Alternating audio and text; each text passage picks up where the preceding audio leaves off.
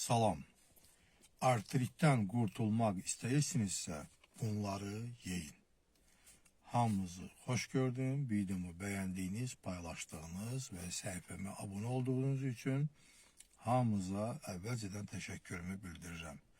Bu onun üçün lazımdır ki, videomu çox insan baxsın, görsün və bundan istifadə etsin. Burada söhbət osteoartritdən, revmatoid artritindən və artritin digər növlərindən gedir. Bunun üçün qida rasionunuzun keyfiyyətinə fikir verməlisiniz. Yəni, omega-3 yağ turşuları ilə zəngin olan qidalarla qidalanın, omega-6 yağ turşularını qida rasionunuzdan çıxartın. İlk növbədə yağlı balıq növlərindən istifadə etmək lazımdır. Dəniz məhsullarından genmol istifadə etmək lazımdır. Kəl yumurtası çox xeyirlidir.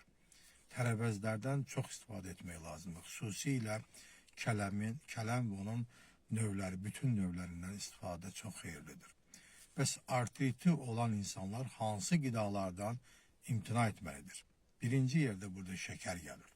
Sonra trans yağlar, yəni rafinə olunmuş yağlar, soyulmuş dənli bitkilər, bəzi toxum yağları, məsələn, soya yağı, pambıq yağı, günəbaxan yağı, qarğıdalı yağlarından imtina etmək lazımdır və bunları əvəz etmək lazımdır. Kətan toxumunun yağı, sonra kakos yağı, soyuq sıxımda zeytun yağı ilə əvəz etmək lazımdır ki, bunları da qızartmaq olmaz, bunları da düzəltdiyiniz tərəvəz salatlarının üzərinə bir-iki xörək qaşığı əlavə etməklə istifadə olunmalıdır.